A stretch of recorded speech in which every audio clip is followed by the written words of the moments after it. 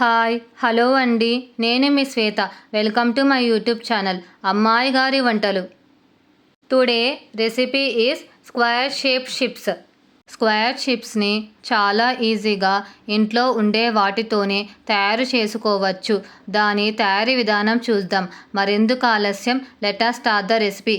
ముందుగా ఒక బౌల్లో 1 కప్ మైదా పిండి, 2 టేబుల్ స్పూన్ బియ్యం పిండి, సరిపడా ఉప్పు, 1 టేబుల్ స్పూన్ వాము, 1 టేబుల్ స్పూన్ ఆయిల్ వేసి చేతితో కలుపుకోవాలి. చిప్స్లో వాము వేయడం వలన డైజెషన్ బాగా అవుతుంది. పిండిలో వాటర్ని కొద్ది కొద్దిగా వేసుకుంటూ చపాతీ పిండిలా కలుపుకోవాలి.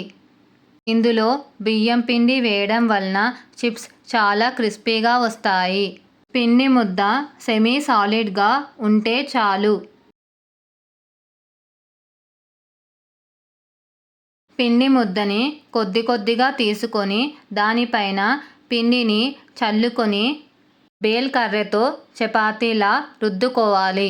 పిండిని కొద్ది కొద్దిగా చల్లుకొని రుద్దుకోవడం వలన అది మడత పడదు. పిండి ముద్దని పత్లాగా రుద్దుకోవాలి. దీనిని పత్లాగా రుద్దుకోవడం వలన చిప్స్ పర్ఫెక్ట్గా వస్తాయి.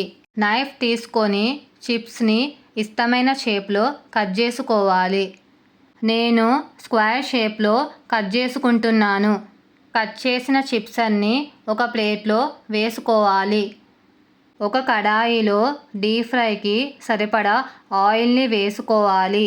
ఆయిల్ హీట్ అయ్యాక చిప్స్ని ఒకదాని వెనకాల ఒకటి వేసుకోవాలి.